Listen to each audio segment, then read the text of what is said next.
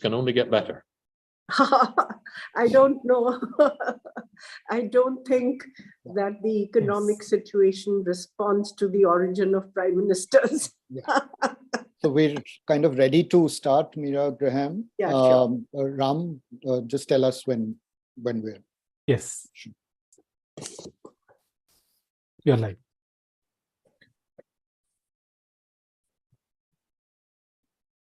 Good evening and a very warm welcome to this Founding Fuel Masterclass on the world in 2023. It's lovely to have so many of you join us this evening for a conversation that we'll always look forward to at the beginning of the year, because this is an opportunity to try and unpack all the complex changes that are going on in the world and what it means for India as well.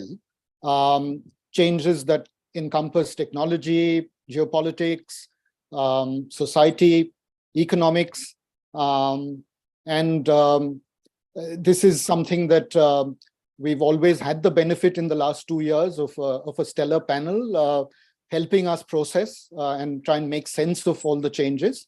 And this year too, we've delighted to have a very stellar panel. We'll come to that in a bit. I'm accompanied by my co-host, Archana Chaudhary. Hi, Archana. Hello everyone. Hi. Archana is a senior journalist. She spent the last 16 years with Bloomberg News, covering a whole host of areas, including climate change and energy and many other important themes, some of which will obviously get discussed today as well. Without much ado, we will jump in straight into the conversation. But before that, I'd request Archana to introduce our panelists one by one. Thank you, IG. Welcome to our panelists, and I'm really honored because we have with us Ambassador Meera Shankar.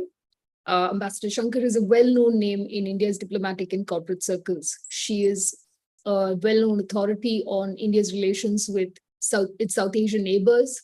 In addition to the UN and the international security matters, she served as Ambassador of India to Germany in the early parts of the last decade, and then she was India's ambassador to the United States.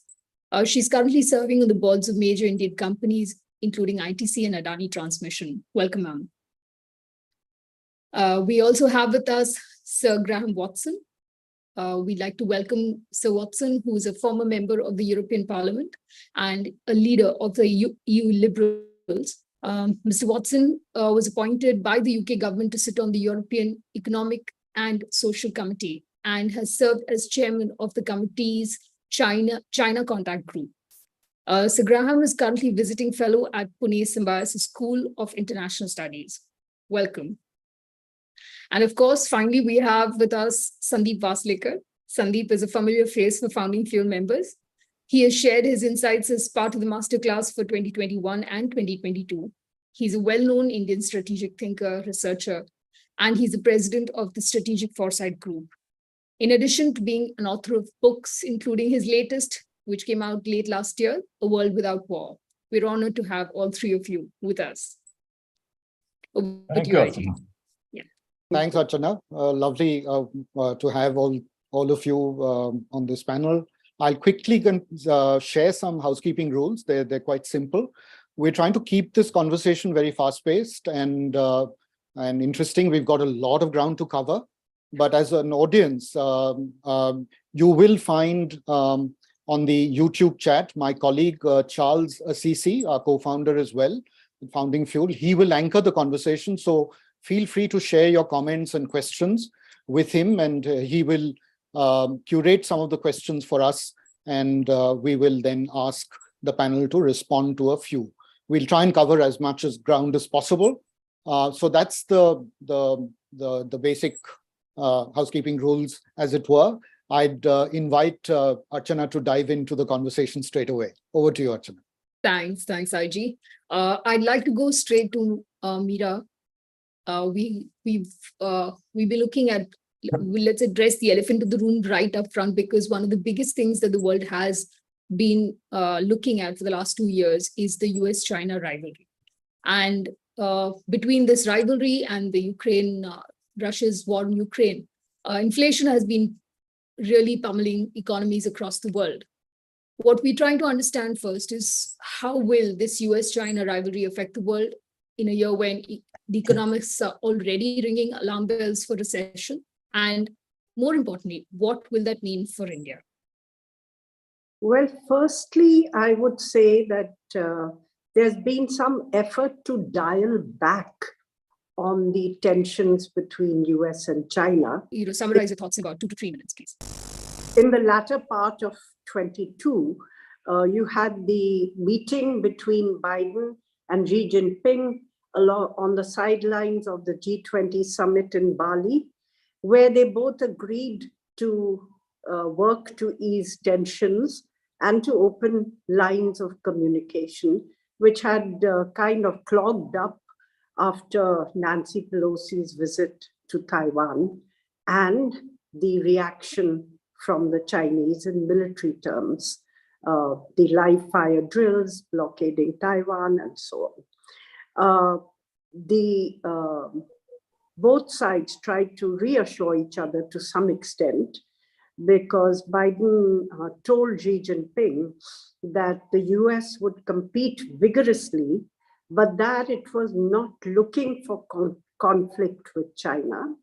And they also agreed to open or to promote dialogue on issues of climate change, global health, food security, amongst others. So, and then that has been followed by a meeting between Janet Yellen and her Chinese counterpart, Vice Premier Liu He, in Zurich just a few days ago, where both sides have agreed that it would be in the interest of the US and China, and also the world, for the US and China to maintain greater communication and coordination on issues of macroeconomic policy and stability. So while this may not amount to a reset in the fundamental issues which are stoking the strategic rivalry between the two countries,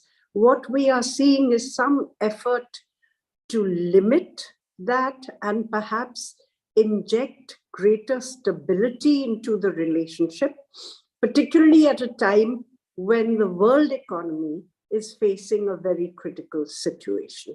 So I do expect that some efforts to dial back on the tensions which have increasingly come to mar the relationship, but not necessarily an easy reset in the relationship, because there are very fundamental factors driving that rivalry.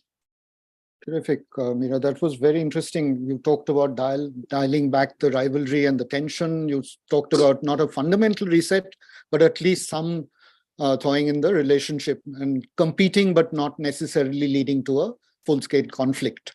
Very interesting. I'll come to maybe first Sundeep and then Graham. If you have any views on what Meera shared, or you want to build on something that she said quickly in maybe a minute or so.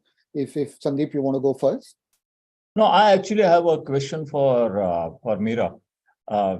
Even though these talks have been taking place to stabilize the relationship between US and China a little bit, the actions on the ground are in the other direction, particularly the stopping of the exports of chips to China. Do you think the Chinese will retaliate at some stage and stop the export of intermediary products which are used in solar energy and electronics? Because that could really bring about the movement for big obstacles in movement forwards to the fourth industrial revolution, and also the drive to fight the climate change. Well, I think that, you're seeing the technological rivalry between the two countries take very competitive forms. The Biden administration has worked with its allies and partners to block the use of Chinese 5G technology, including Huawei, putting Huawei on the blacklist and so on. And President Trump, of course, started the retaliatory action by imposing tariffs on a very big range of Chinese imports into the US, $200 billion worth. I think where tariffs were raised from 10 to 25%, those continue. There have been sanctions or restrictions on US investment in any company which has links with the Chinese military. And the more latest, of course, is the ban on computer chips and related technologies, not just from US companies, but also from foreign companies which may be using US components and software. Now, I don't see this rivalry on the technological front reduced, because both countries probably believe that it is going to be dominance of the frontier technologies which is going to determine their dominance, in a sense, in the global economy. So I don't see this technological rivalry coming down, and that's what probably the Biden administration has in mind. They've talked of 3 pillars of their strategy to deal with China. One is invest more in domestic industry, technology, and infrastructure so that you are in a better position to compete. The second is work with allies and partners to oppose Chinese aggressive behavior. And the third is they don't desire conflict. So these, in a sense, and while they will compete vigorously, they don't desire conflict. So these I would call the 3 pillars of the Biden administration's policy on China, which means that the economic and technological competition between the two I see remaining. Fantastic. Graham, you heard what Meera said. Any quick responses to? I think I would agree broadly with Meera's analysis. All I would say, though, is that we're seeing change in both countries. Biden is not as difficult or as provocative as Trump was. Of course, we weren't going to see a complete change of US policy because the economic interests remain essentially the same. But we have seen a shift to a slightly more open position, although, of course, at the same time, we've seen the US put far more pressure on Europe to be tough on China, more or less saying, well, if you want our help in Ukraine, then you'd better join us in a much harder line towards the People's Republic. But at the same time, we've seen, quite surprisingly, Xi Jinping becoming much more pragmatic over recent months, given the challenges he faces. And I think that the agenda will continue to be driven essentially by internal considerations in both countries, rather than by a wider worldview. Very interesting. Meera, you had something to comment? No, I would agree. I think the only thing that I would say is that, Xi Jinping has predicated his whole legitimacy on a stronger nationalistic position, because economic growth is petering or slowing down, not petering, one should not use excessive language, but it's definitely slowing down and is not likely to hit the double-digit rates that it had in the past. And on the other hand, you've seen protests against the zero COVID policy, the kind of restraints that were imposed on people moving around, and then China suddenly swinging from the zero COVID policy to a completely open policy, saying even those who are infected can go to office. There's no need to, isolate yourself. Sure. So they're also facing internal quandaries, and I think that will make Xi a little more receptive to a greater degree of pragmatism. In the US, however, there could be, given that there is a Congress, a House of Representatives now controlled by the Republicans, and the Republicans have been urging a very tough line on China, whether that division will reflect in the way the polity approaches China, or whether there will be pragmatic Republicans who will go along with Biden's more nuanced view on China. Fantastic. Terrific. So we'll just kind of change tack a bit and try and take stock of the security environment globally. And something that, Sundeep, you've been kind of talking about, the risks of a potential nuclear war. God forbid it doesn't happen. But the fact is that the Ukraine war continues, which started last year. There's no sign of abating. Japan and Sweden have both announced plans to increase defense spending. China continues to be a threat on Taiwan and on our border with as well. And in Israel, a hardline government is already taking shape under Netanyahu. So, and North Korea still remains a huge threat. So are we looking at a world which is poised to be a far more dangerous place in 2023, Sundeep? There are always two words. There is a word of opportunity and there is a word at risk. And it seems to me, at least at the beginning of 2023, that in this year, the word at risk is likely to be more dominant than the word of opportunity. And it's not just Ukraine, but you already mentioned a number of other hotspots which exist in different parts of the world. Just a few months ago, Kim Jong-un threatened a nuclear attack on the Western United States.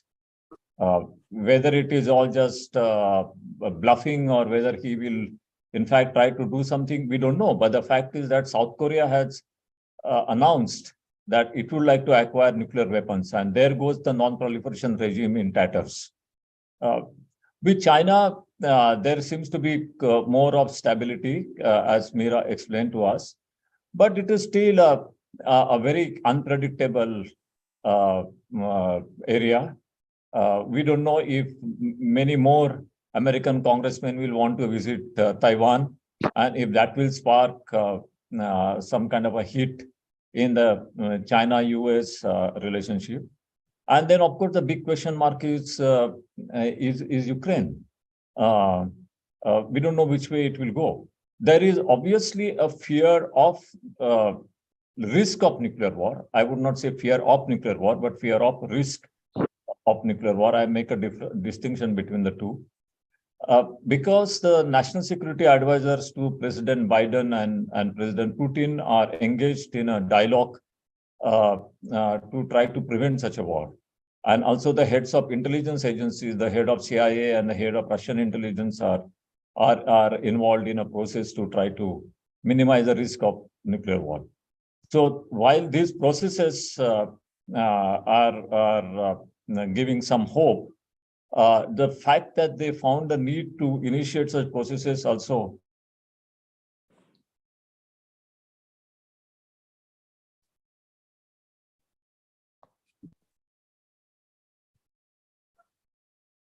Ukraine, you might be able to resolve the conflict as unexpectedly as it started in the next few months, or it might lead to a very protracted war which goes for years. And India has some implications for that. I think one of the challenges India will face as the chair of G20 will be in September.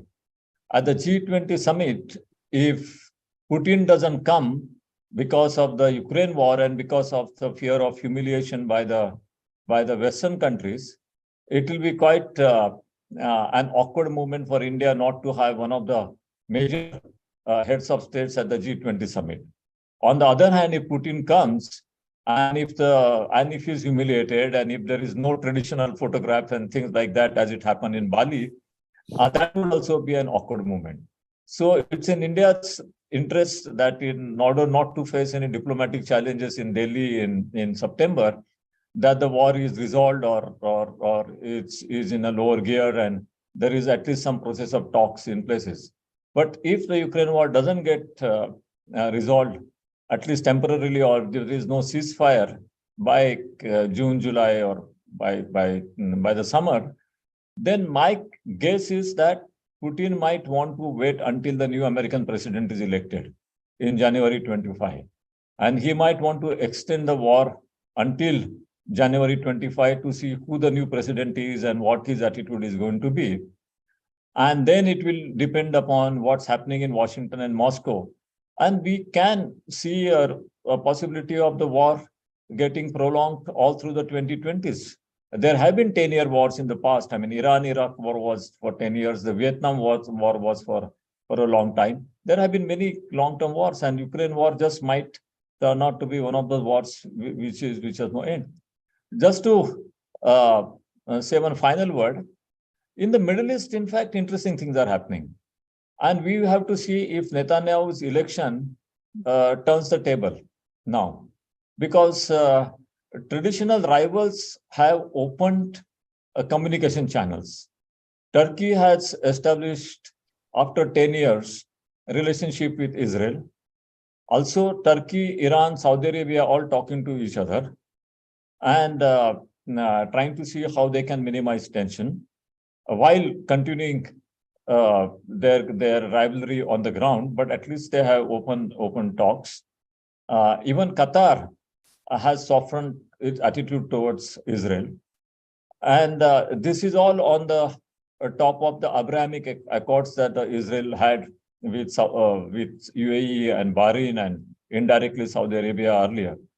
Now we have to see with Netanyahu's election if all these things change, or whether, despite Netanyahu's re-election, this tendency of thaw continues. This is extremely interesting what you've just said, especially your points on what happens if Putin decides to extend the war to after US elections, and the bit on what happens, how the Middle East drama plays out now. I'd like to come in to ask Graham this question, because makes me wonder what then happens if the war extends. We're already seeing a lot of restlessness in Europe, and what this will mean for Europe then if the war does indeed extend for longer than this year and stretches past the US elections. I think that's a very interesting question, Archana. But one thing that I'm much more convinced of than I was a year ago is that the European unity, the remarkable European unity that we have seen during this conflict, will endure. It may be tested. Things may get more difficult, but it will endure because Europe has come to see this conflict as an existential war.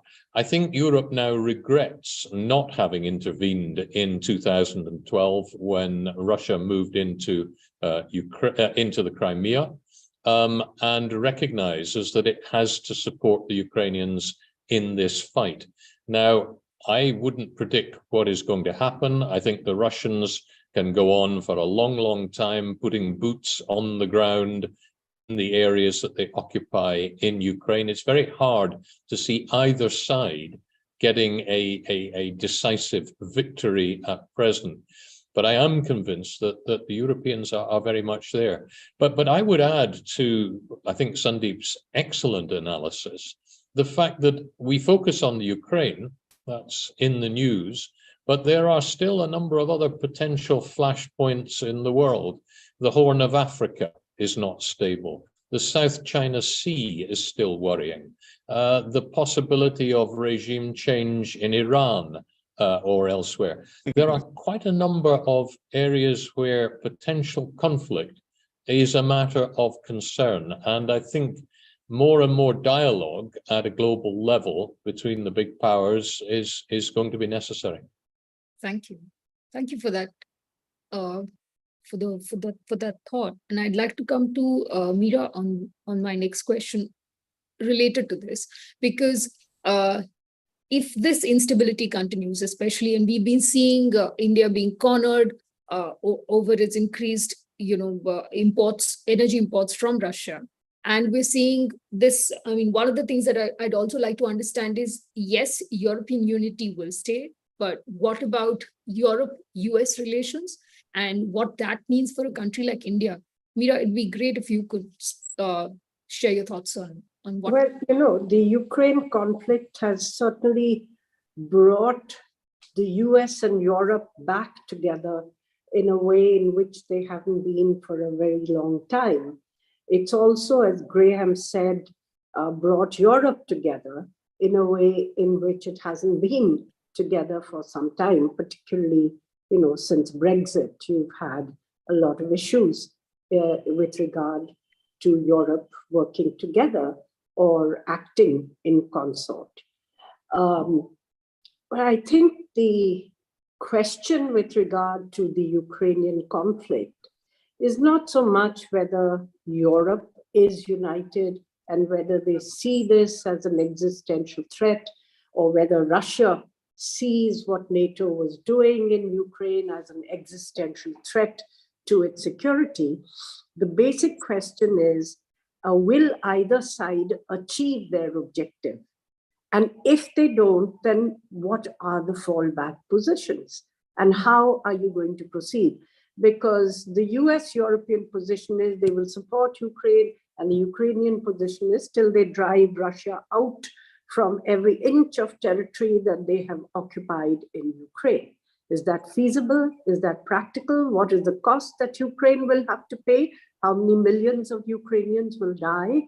How many millions of their economy will be lost in the process? And how much of a cost will the rest of the world pay? For Russia, they thought that they could, have an easy march into Ukraine, obviously, from the way they went about it. And now it's quite clear that the Russian objective of bringing about easy regime change in Ukraine, or, having an easy march into Ukraine, were obviously misassessments in a very major way. So neither side seems poised to actually achieve their objectives.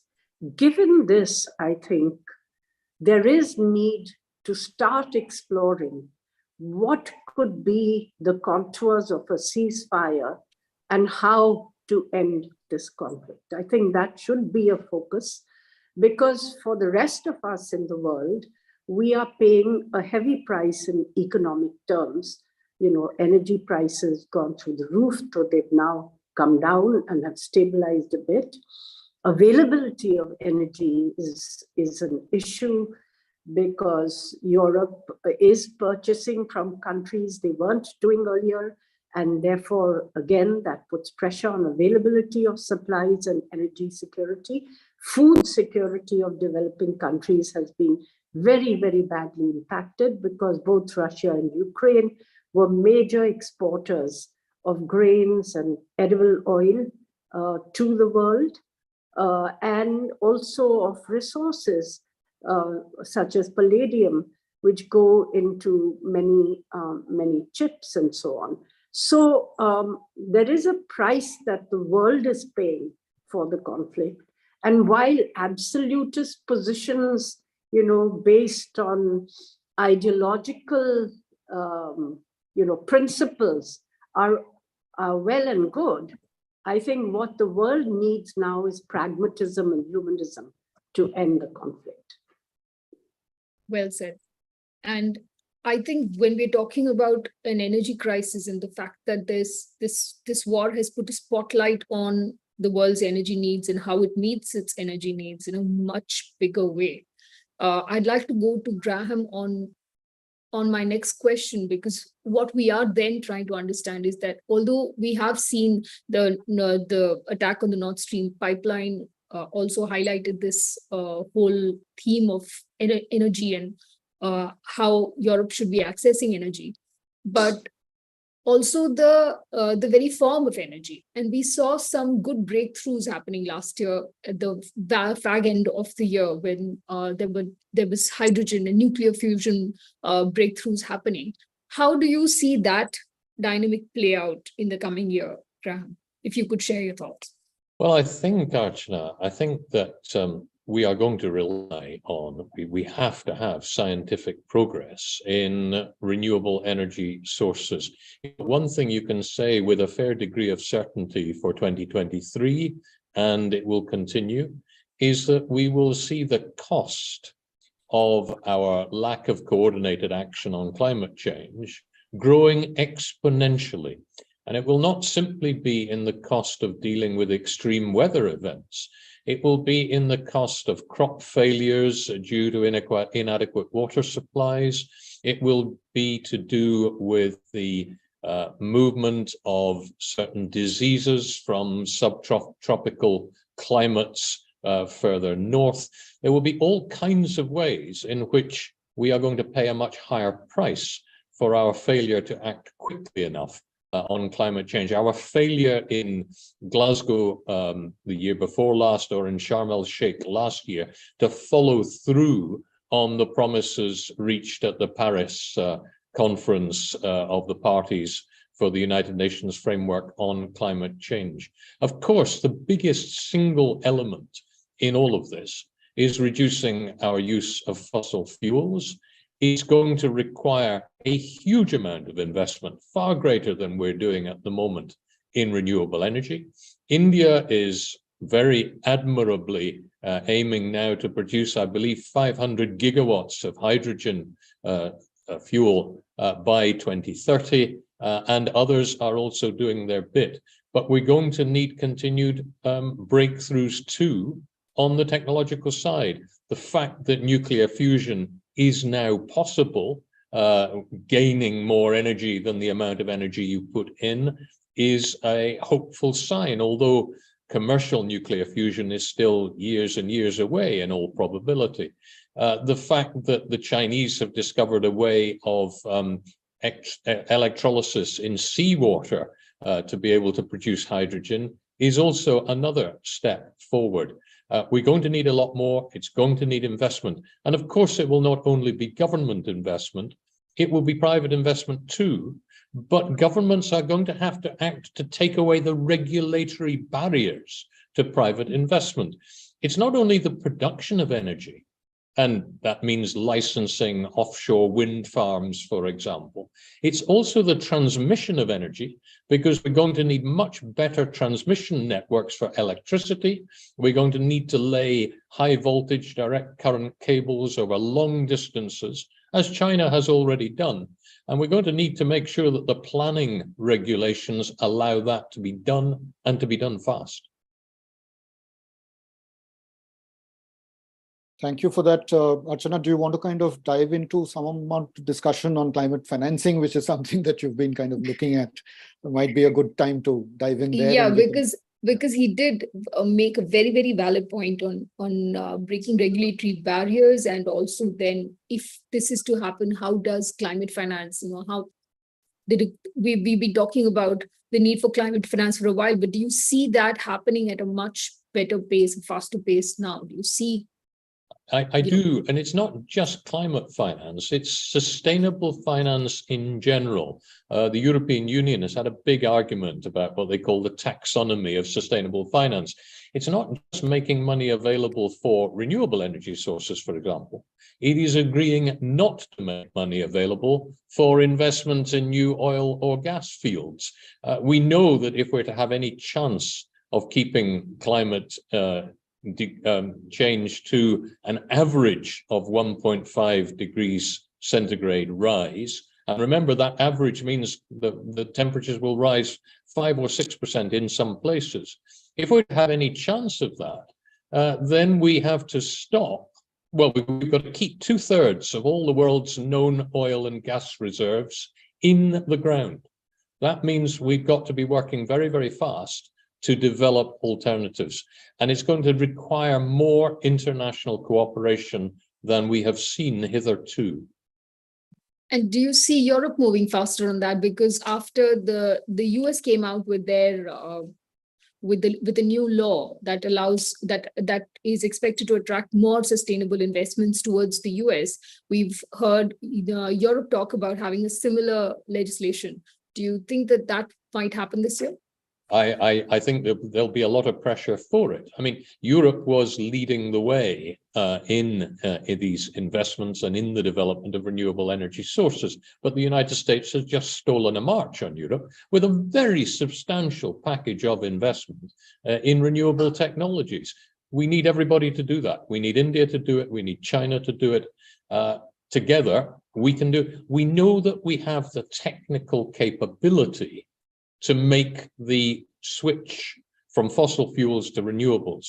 We don't perhaps yet have all of the raw materials we need, but we need to start making that investment. May I? Yes, please. Of course. Sorry, I just wanted to add here that, you know, for India, the critical technologies in terms of renewables would be storage, because at the moment and that's all over the world, renewable energy is intermittent energy. In Europe, they handle it by having a mix of solar and wind, because wind energy is very widely available in Europe. That's not the case in India. So if in India, we want to really make renewables 24 hours and the first option for electricity use, then grid level storage, pump storage, these are the technologies we need breakthroughs, and both in terms of technology efficiency and in terms of costs to make that viable. And I think here is where we need to have some program from the government, say, you know, a 5-year program which funds and seeks competitive bids from companies for grid level storage, so as to be able to kickstart this program, because once you scale up, costs will start coming down. This is one. The second would be batteries, because again, as Graham mentioned, there are people are projecting, perhaps maybe in an exaggerated way, the resource constraints which could apply to using batteries and EVs and so on, or for renewables. Now, there is work on alternative fuels or batteries which would use alternative technologies, not lithium-ion batteries, but would use alternatives. There are also new breakthroughs, such as in Sweden, which has just discovered, you know, rare earths in places in fairly substantial deposits. So, as happened with the oil and gas industry, where you kept making new finds as you invested and explored more, I'm sure that more resources would be discovered and developed over the years. But also at the same time, we need to work on alternative technologies. The nuclear fusion and the hydrogen I see as being some way away, and whether hydrogen would be useful in a very big way remains to be seen.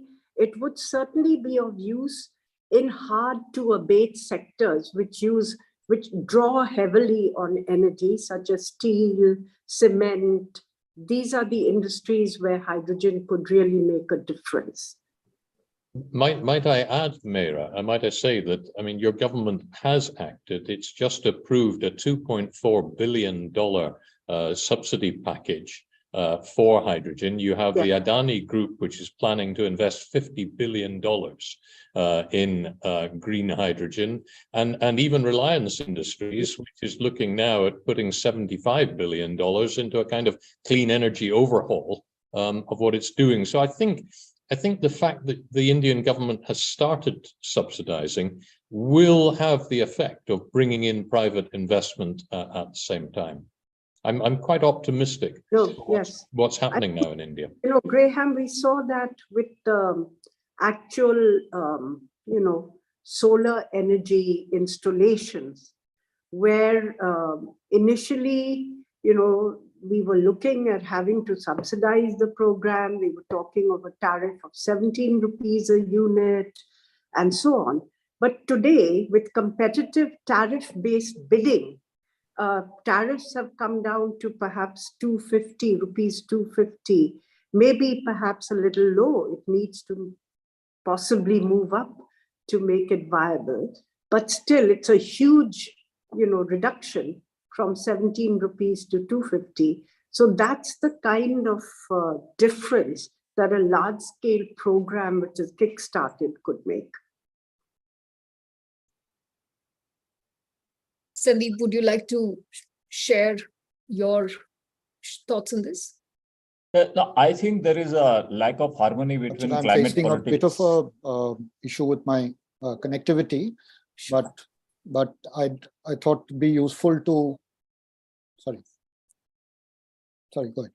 Yeah, Yes, no, I sir. think there is a lack of harmony between the climate politics and geopolitics, and this could become accentuated in the years to come.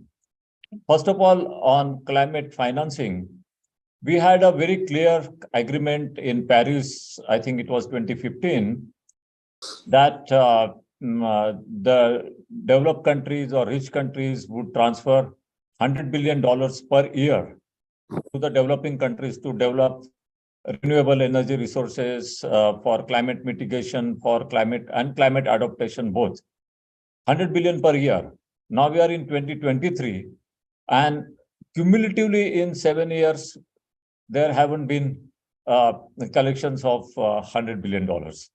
So you meet in UAE this year, or you meet wherever else next year, and you reaffirm 1.5 degrees, and you reaffirm all other objectives.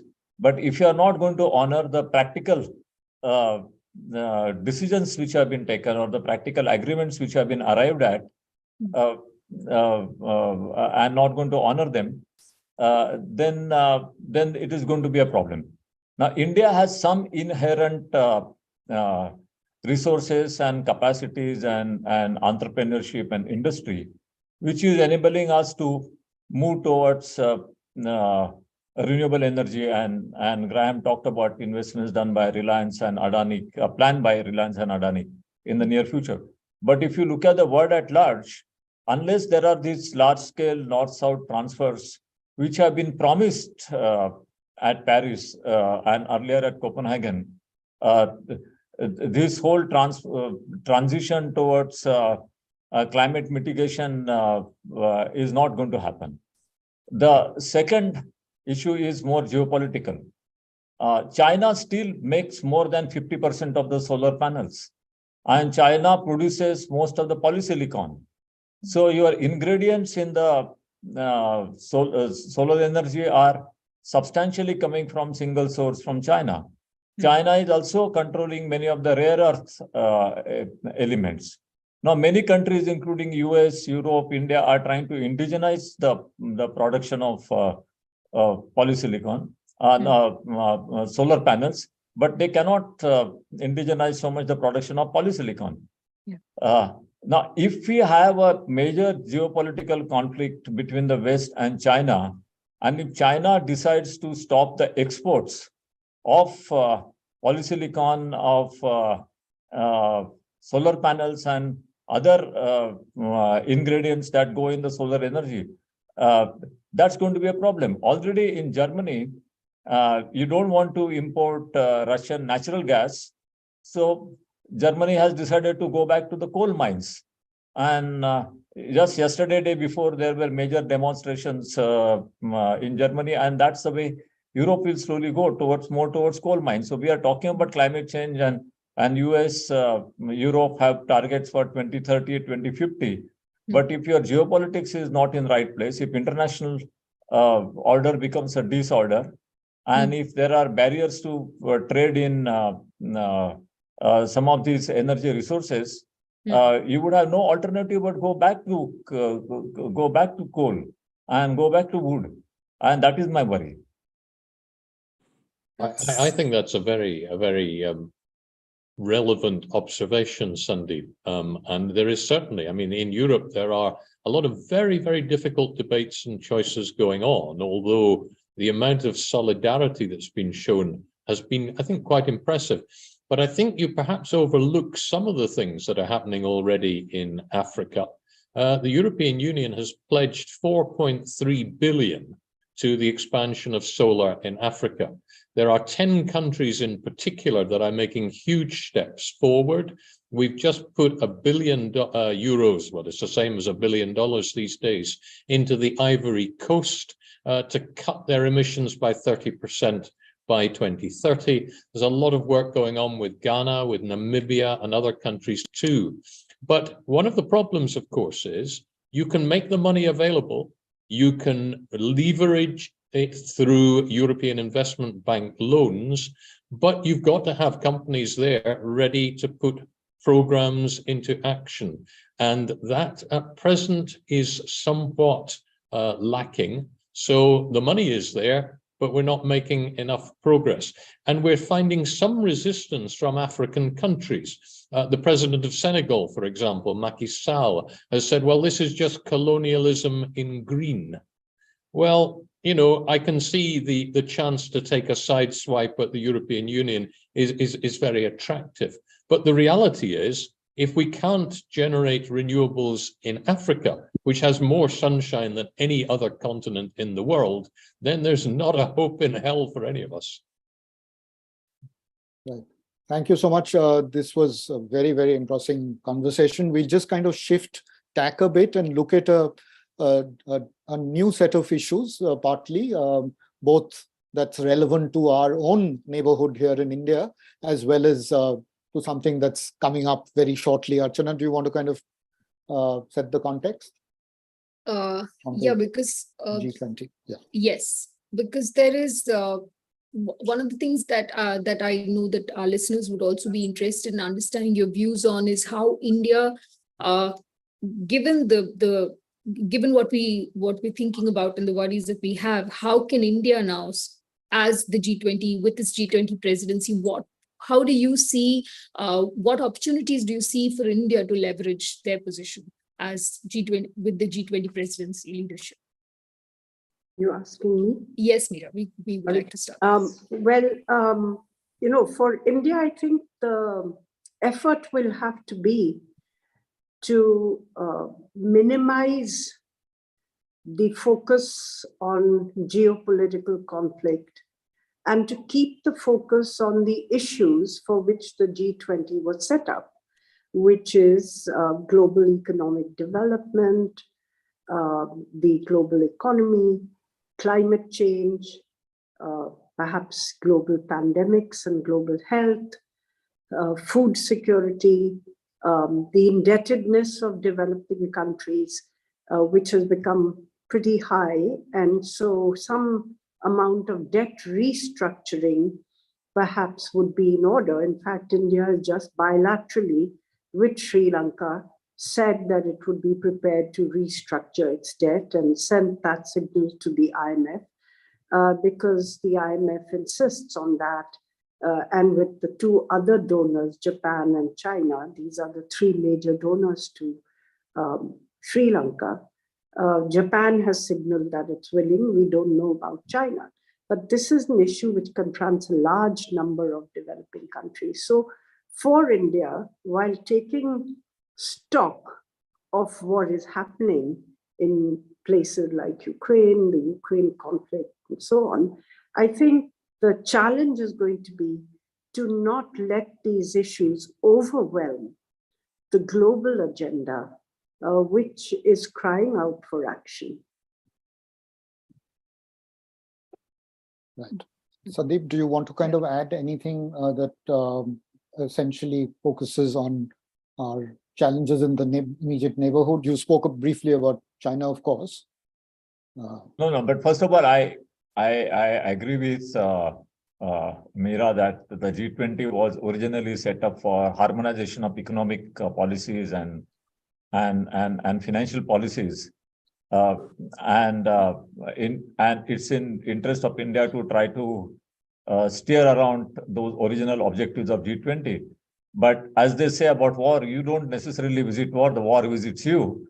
So similarly, about some of these global conflicts, we may not want to give too much attention to them, but if they escalate, they will visit you. I mean, you will be forced to look at them, and that is a dilemma that the leadership will be facing in the months to come.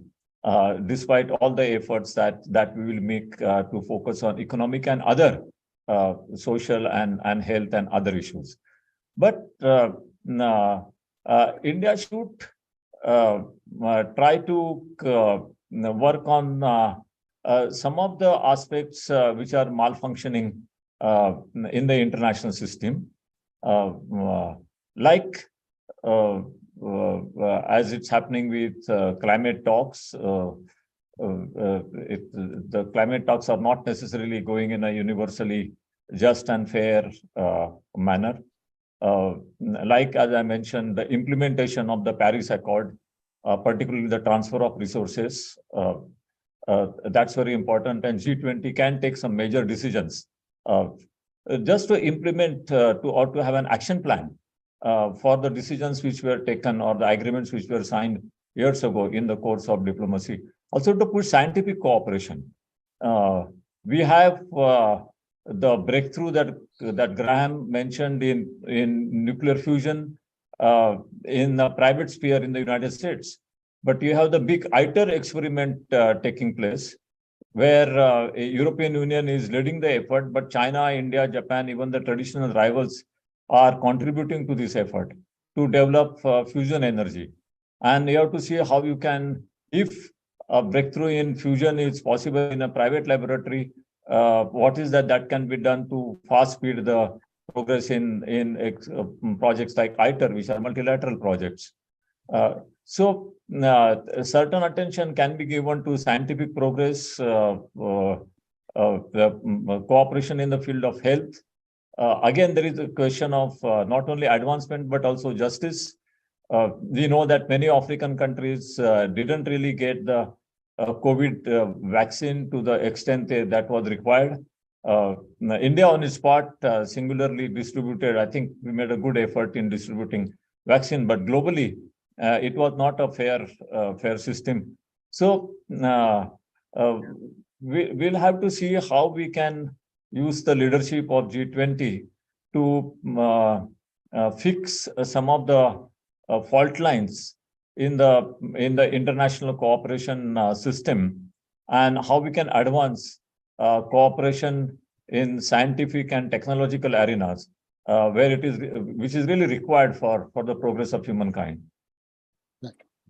Right. I think the G20 presidency offers India a wonderful opportunity, but I think India needs to recognize how much power it actually has if it chooses to use it. You know, you are, as of this year, the world's most populous country. If you look at the world's largest companies, about 12 of the top 20 have chief executive officers who come from India. We have in the United Kingdom a prime minister from India. So does Ireland. The vice president of the United States of America has a big Indian heritage. You know, you are actually in a very, very powerful position. And you're partly in a powerful position because you have not been aligned very, very closely with any of the world's great powers. And therefore, your soft diplomacy, if I may call it that, with other countries has great potential. Sundeep and I are here in Pune exploring this weekend the opportunities for greater cooperation between India and Africa. I hope that India will come down very firmly on the side of democracy against authoritarian government, because that's becoming more important on the global agenda. But at the same time, I think India's opportunity to show a lead to the world and to bring people together to tackle these big issues is quite phenomenal. Right. We've got a lot of questions coming in, Graham, Meera, Sundeep, from the audience, but we'll get to that in another 5 minutes. We had some questions around artificial intelligence. There is a lot of interest around that as well, especially ChatGPT, which seems to have captured the public imagination. But if one were to look at some of the breakthroughs in artificial intelligence in this year itself, what are you kind of seeing on the horizon, and what risks, if at all, do they possibly carry? Sundeep, do you want to kind of take a stab at that, and then we'll hear what Meera and Graham have to say? One of the most interesting stories I read today or recently is the use of artificial intelligence in agriculture. And I think if you can use artificial intelligence in agriculture, in healthcare, I have friends who are in drone business and who use artificial intelligence in tapping, the forest in very north of Canada, where human beings simply can't go. And it's only with technology that is possible. But I'm also looking at the risk from artificial intelligence. And while we are looking at the risk, we should not forget the benevolent use of artificial intelligence. And that's why I would like to state them first. But the risks are if artificial intelligence is used in the management of nuclear weapons or in the management of biological weapons, then we could possibly face unprecedented quantum of danger that humanity has never faced. For example, if a combination of artificial intelligence and cyber technology create false images of nuclear attacks coming from an enemy side in the early warning system, and if the country that is receiving those false images actually decides to go and attack the other side with real missiles, that could spark a world war when in the first place there was no attack at all. You have now hypersonic missiles which are run by artificial intelligence. Hypersonic missiles are, lauded or praised or criticized for their speed. They travel at the speed of anywhere from 5 Mach to 20 Mach. Or Russia even has Avangard, which travels at 27 Mach, 27 times the speed of sound. But that is not the brilliance of hypersonic missiles, because even ICBMs travel at 15 to 20 times the speed of sound. But what is interesting about hypersonic missiles is the use of artificial intelligence, which helps hypersonic missiles to determine their own trajectory, and they can evade radars. And similarly with lethal autonomous weapons, they can evade radars and they can in fact attack radars. If ever a war takes place in the next few years involving Israel, I think what will Israel do? Israel will first of all send hundreds of Harpy lethal autonomous weapons in the space. And these weapons will attack all the radars and finish all the radars. And then Israel will have totally complete freedom to use their air force with no radars being there. So artificial intelligence, if used in military in an irresponsible way, can pose tremendous amount of danger. I would say generally about technology. Technology is created and is developed for the welfare of humankind. There is absolutely no doubt about that. But there are always some people or some regimes or some governments who use or misuse technology for destruction of humankind. So aeroplane came into being in 1903 when the Wright brothers flew the first aeroplane, and their purpose was to enhance mobility for common people, so that you could travel from one place to another in a short period of time. And also, just the sheer human curiosity of being like a bird. But within 10 years, aeroplanes were used in a war. It just took 10 years for that. Similarly, chlorine was initially invented for cleaning of water and for other scientific purposes. But then chlorine has also been used as a weapon soon after its discovery. And the same thing with any other technology. So artificial intelligence is developed for its beneficial use in agriculture, in health, in digital economy, particularly, and in other aspects of economy. But there is a danger that it may be misused. And there are already signs that it is being misused for destructive purposes. Meera, Graham, any thoughts on what Sundeep has shared in terms of the role of technology and particularly artificial intelligence? Well, I would agree with Sundeep that there are both opportunities and risks in the use of artificial intelligence, and I'm quoting his phrase that he had used earlier. But I would say that, yes, telemedicine in a country like India, telemedicine, reducing repetitive tasks, which are very monotonous. These are all aspects which could benefit agriculture. But at the same time, I would add one area where it could have some, adverse effect apart from the defense area, and that is how would it impact employment? Because the complexity of tasks that artificial intelligence is doing is increasing. And therefore, would you need lawyers if you have, the ability to go and through artificial intelligence build up your case, etc. I mean, it might really upend conventional employment the way we know it today. So how that is going to be absorbed and how that transition will take place is something I think that we would need to study in far greater detail, and also have the adaptability and flexibility to shift to new modes of employment.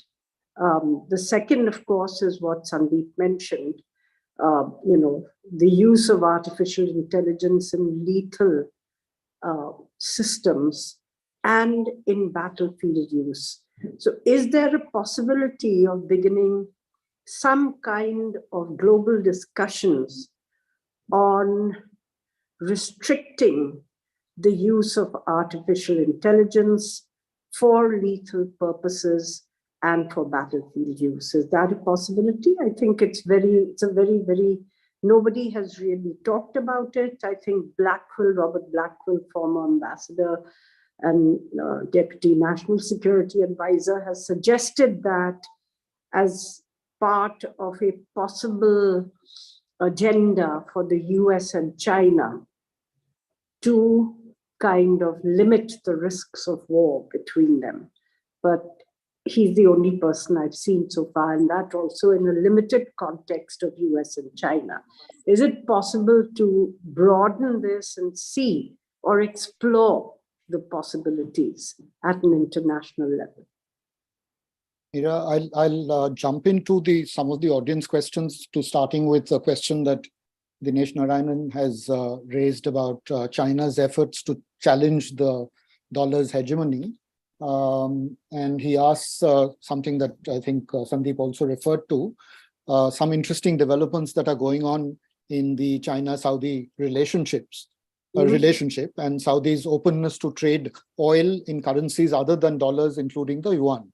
Do you have a thought on that, Meera? And then maybe we could move to Sundeep as well. I would see these efforts gather speed. Okay. Especially after the Ukraine war and the freezing of Russian foreign currency assets. I think then blocking Russia from the SWIFT bank messaging system. So in a sense, fracturing the global economy as we knew it. I think these are going to gather speed. Of course, there's also a divergent thing. China itself buys a large amount of US treasuries, and I think it is the second largest holder of US treasuries. It's come down a bit from $1 trillion to about 900 and something billion dollars, but that's still a huge holding by China of US dollar reserves. But at the same time, China has been making concerted efforts to build the yuan as an alternative currency. I think it's going to take time, but their efforts will gather speed. India also has been looking at putting in place alternative trading arrangements with Russia, in terms of rupee trading arrangements, if that's possible. And a number of regional countries might also do that with Russia. So this is something which will be impacted by the actions that the West has taken with regard to freezing Russian foreign currency assets. Right. There was a second part to the question, and I'll come to Sundeep about that. I think Dinesh asks about West Asia and the whole growing proximity between China and the Saudis, and the whole Saudi decision to, he says, invest in Egypt, Turkey, and Pakistan, 3 countries known for kind of hardline regimes. What do you make of it? That's for Sundeep, I think. Yeah. Sundeep, you ask me. Yes. Well, I think, first of all, Saudi Arabia is involved in many interesting experiments. However much the Americans talk about, promoting democracy and containing autocracies, they love Saudi Arabia. And Biden, in the end, went to meet MBS after the killing of Jamal Khashoggi. So all this talk about democracies and autocracies, there is the Saudi exception for the Americans and even for the Europeans. You've seen the photos of MBS and Macron hugging each other and all that. But Saudi Arabia is finding an interesting place for itself in the world of diplomacy. And also some of the other Middle Eastern countries.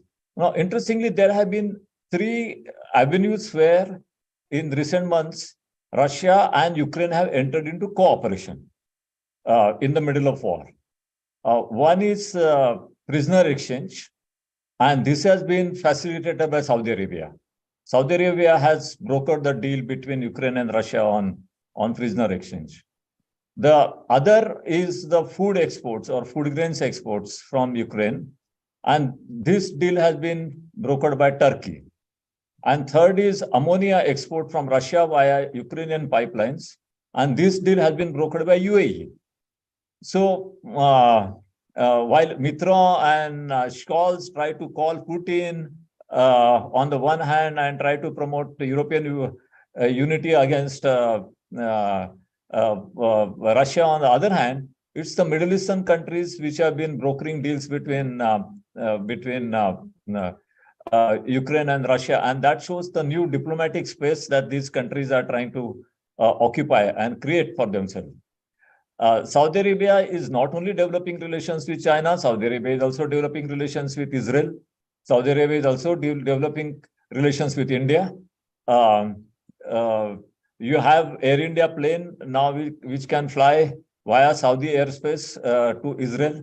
And this is obviously a deal that cannot happen without the concurrence of the Saudi leadership. So Saudi Arabia is also warming up to Iran, despite their traditional conflict. And Saudi Arabia and Turkey, who went into a period of conflict, and especially over the Jamal Khashoggi incident, because it happened in Istanbul, in the Saudi consulate there. Now Turkey and Saudi Arabia are also restoring relationship. So the Middle East is up in kind of a game-changing movement. And as I said earlier, I just don't know if Netanyahu's re-election will upset some of these trends. Fascinating. This is extremely interesting now, this conversation. And I do, but I do need to take this back a little bit to our earlier conversation on AI, because we have a question from one of our listeners, Sanghumitra Shastri. And this question is actually something that weaves into one of the bigger trends that we've seen in 2020, where we've seen a lot of layoffs and economies when we are talking about not just inflation, but also job losses. And one of the worries she is raising, she's flagging, is the disposability of talent because of AI-driven initiatives like ChatGPT. And what do you feel about, maybe I'll go to Graham with this, and the effects that these initiatives can have from the security perspective. So if either of you all pick this up, Graham, maybe you could go. Yes. I think the point that Meera raised about the effect on employment is an important one, but my concerns about AI go much beyond that. And I must say I've become very much more worried over the last year about what could happen with AI. Remember that Alan Turing, who designed the first modern computer, predicted back in 1951 that machines would one day take control and dominate their inventors. And, AI has a vast and unstoppable momentum. It is doing many great things, but it also raises the risk that we as human beings become essentially the equivalent of livestock on computer-controlled livestock farms. Protections against the abuse of our data are generally insufficient. The rights of human beings to possess and use their own data must be established. The power of algorithms is well known, but they're being used to interfere in democratic elections. They're being used to help repressive regimes control societies. And I think that while general purpose AI is not imminent, the point at which machines make better decisions than humans is not very far off.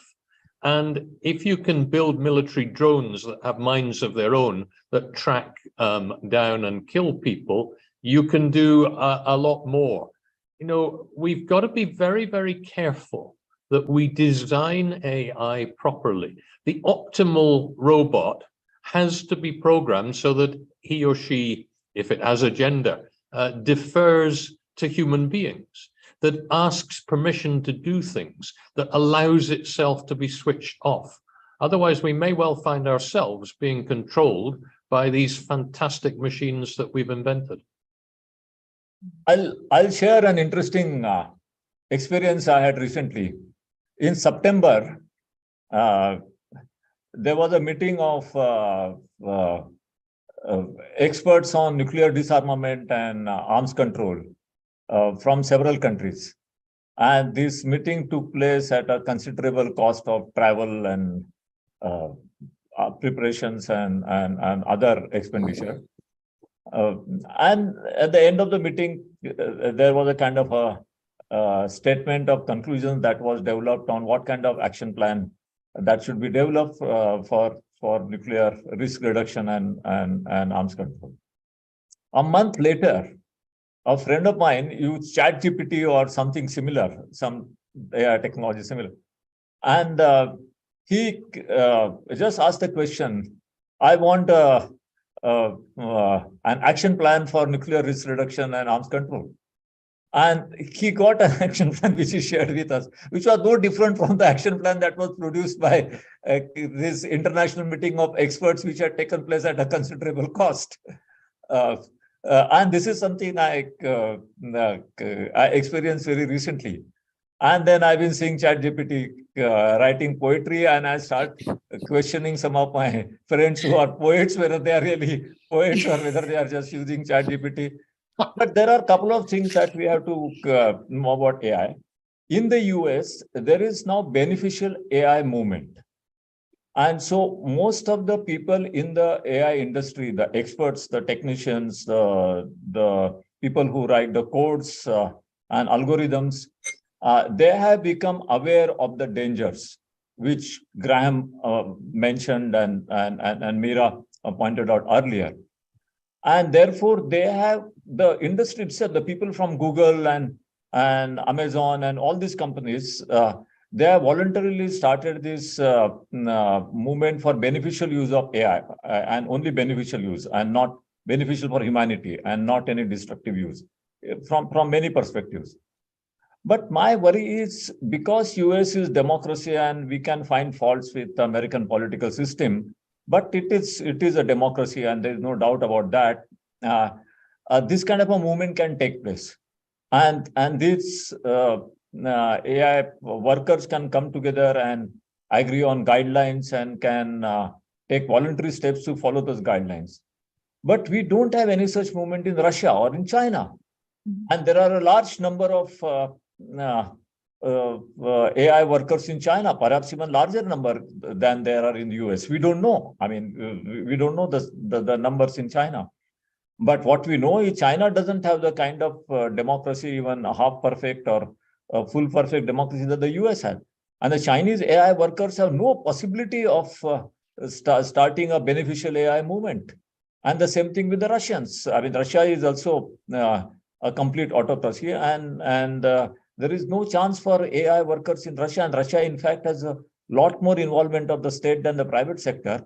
And there is no possibility of that.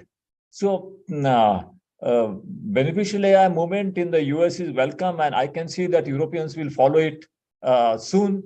But other big players in the industry, the Russians and the Chinese, they may not do it, and we simply don't know how they will use AI, and that's really a matter of concern. So the future of AI, to some extent, will be determined by the future of democracy in the societies where AI is dominant. That's very powerful, Sundeep. I have another question that's come in from GS Nathan, and I'd come to you, Graham, with this to start with. Maybe Meera and Sundeep can also weigh in. He's asking about migration and large-scale movement of people due to war, economic reasons, and in some cases, climate change as well, and how that's likely to be a set of important flashpoints, also because of growing nationalism across many countries in the world today. Is that likely to be fundamentally different from our experience over the last 50 years? Is something that he wants to know.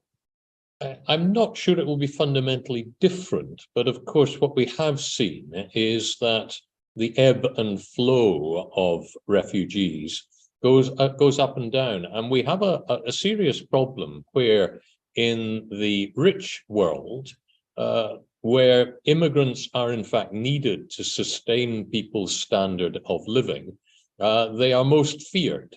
And so you're seeing the Americans build a fence at Mexico, you're seeing the Europeans put up all kinds of barriers. If we're serious about development, we need to recognize that migration, first of all, has happened since time immemorial. Secondly, cannot be stopped because it's driven by demand rather than by things you can control. And thirdly, that migration is a good thing for both societies. It's tremendously helpful for development. The remittance of income by workers who have migrated to their families back home is vastly greater than the amount of official development aid given in the world. And the contributions that migrants make to the societies they go into is very, very important. Now, I live in Europe, and for 400 years, we were a continent of net emigration as people fled war and persecution and squalor to go off and live in the new world. In the last 40 years, we've been a continent of net immigration, and we have failed to develop the kind of policies that are needed, and we failed to seek the public support for these. I personally think the Canadians do it best. They identify how many people they need and in what categories. And if they take nurses from the Philippines or teachers from Haiti, then they work with those countries using their development aid to help them train more people so that there's not simply a brain drain from those societies. But, you know, we have migrated from time immemorial. We are all Africans. 130,000 years ago, that's where we all started. And we will continue to migrate. And unless people can be convinced that there are advantages to it, we are going to see more and more conflict. Right. Meera, Sundeep, any comments? Well, I would see the trend for migration picking up as you see more extreme climate events, you see prolonged droughts or water shortages, which are going to impact economies in a very fundamental way. You see resource-driven conflicts in future, and you are going to see more migration. I agree with Graham that it makes a lot of sense to have it done in an orderly way, you know, to identify these are the categories of workers we need, they have priority for migration, and so on, as the Canadians have done. But a lot of countries are unable to handle the social and political fallout of migration. We are seeing that with Brexit in the UK. We are seeing trouble even in countries like Sweden, which have historically had such a liberal policy towards asylum, but now their system feels that they've been overwhelmed, and you have the election of a right-wing government supported by, from outside, by a party with old Nazi links. So this is the flip side of it. You know, are we preparing our societies to handle diversity? And then if that doesn't happen, we have these policies which, you know, involve intercepting people on boats, sending them back. Britain now, you know, repatriating people to African countries while their asylum cases are processed. I think it's a fundamental failure to actually build societies which are ready to absorb diversity. Archana, do you think we'll be able to fit in one more question? Yeah, I think because what Meera just touched upon is kind of segues into one of the questions that one of our listeners has asked. Because when we are talking about fractured societies and we're talking about migrants, one of the ways in which the messaging on migrants or anti-migrant messages are being spread through social media, and there's a lot of we've seen this through the pandemic. We've been seeing this as a trend for the last whole decade.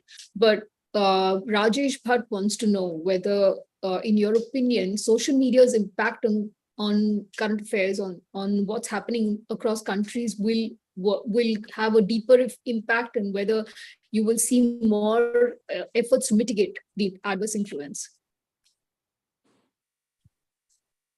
Why are you asking this? Meera, you could go with it. Graham, you could go with it. Sundeep, any of you all. Whoever feels the strongest about it. You know, I have no exposure to social media. I am not member of any WhatsApp group. If anybody sends me a forward, I just block them. So we're warned. I think social media is amplifying differences in society because they actually give you, you know, the algorithms give you what they think you want to see, and then or hear, and then it's like a hall of mirrors where the same opinion echoes and re-echoes in widening circles and then gets congealed. And because people adopt, you know, pseudonyms and so on, and it's a digital virtual medium, they seem to lose the restraints of civilized conversation, and they feel that, you know, any kind of language will do, especially towards anyone who holds a different opinion to them. And so I think actually social media is making democracy itself more fragile, because our societies are getting, you know, divided in sharper ways. The cleavages are becoming sharper than it used to be. You know, like in the US, you always had the ability to work across the aisle, that is Republicans with Democrats, Democrats with Republicans. They socialized, they you know, knew each other's families, and now that's no longer the case. They don't socialize with each other. There's a hardening of camps, if you will, on either side. Look at how divided the US is, where even the election of a speaker by a Republican majority took 15 votes and concessions to a small fringe group of 20 extreme right MAGA supporters, you know, Make America Great Again supporters, before Kevin McCarthy could get elected. And so you often have this situation of extreme views getting reinforced by social media, and then the tail wagging the dog. Right. No, so this is the point where we now got to look at landing this plane. It's been a fascinating conversation. And as a way to kind of bring some closure to this conversation, I was hoping if each one of you, maybe starting with Meera, you, and then Graham and Sundeep, tell us one thing that you kind of took away from this conversation, which to your mind was new and interesting for you. We'll listen to three different perspectives, I'm sure. Meera? Well, I think Sundeep's comments on the use of artificial intelligence in nuclear weapons and the dangers that that poses is something that I was really not aware of to the extent that he was able to detail it. It's something that I will be alert to in future. Terrific. Graham, thank you for that. I think, Indrajit, what I take away from this conversation and the interesting questions that we've had too, is that we truly live these days in a global village. And as a global village, we're going to have to start talking to each other more regularly. It might be through social media with all of the perfectly viable or perfectly reasonable concerns that Meera raises. We've seen during the COVID pandemic, the rise of teleconferencing. This program itself, we're talking to each other from different places. You know, I'm optimistic for the future of human society, because I believe that there is tremendous goodwill in individuals all over the world. I believe that we are increasingly recognizing that we have common interests and common concerns. We are increasingly concerting what we are doing. And if we are intelligent enough, we can use the genius, the creativity of humankind through science to turn what technology in the last century did to soak our lands in blood, to harness technology in this century to the creation of a more just, a more stable, and a more peaceful world. I think there are great opportunities out there, and I hope we keep talking. Wonderful. Sundeep. There is always a contest between word of opportunities and word of risk. And we saw today in our conversation that both these words exist. They will exist in 23, they will exist beyond 23. The challenge for us with the growth of artificial intelligence and their use in weapons of mass destruction is that the word of risk doesn't go to the extreme of posing a very the risk of very survival of humankind. I think that's the risk that exists. But if we can mitigate that risk, or if we can eliminate that risk, then there is paradise waiting for us. And I think if we move from the existential risk, then we will have no alternative but to go on the path of cooperation, understanding, and mutual dependence. If we go on that path, we will have a different world waiting for us. And that word can arrive in 2023, or that word can begin to arrive much later. Such an optimistic way of bringing this conversation to a close. I'd like to step in here to say thank you. Thank you, Meera. Thank you, Graham. Thank you, Sundeep. It was really an honor. This was a session that's really helped us a lot. At least personally, me, I've really enjoyed listening in to your thoughts and your ideas. And thank you so much for making the time to speak to us today. And I'd like to thank our listeners, and I'd also like to tell them that we'd really appreciate it if you could type in your responses about how you enjoyed today's masterclass. Even if it's just a one-word response, if you could put that in the box on your screen, we'd be really grateful. And the session is ending, but I believe IG has just a couple of more things to share. So Yes. Over to you, IG. Yes, and I should also reiterate, thank you so much, Meera, Graham, and Sundeep. Fantastic session.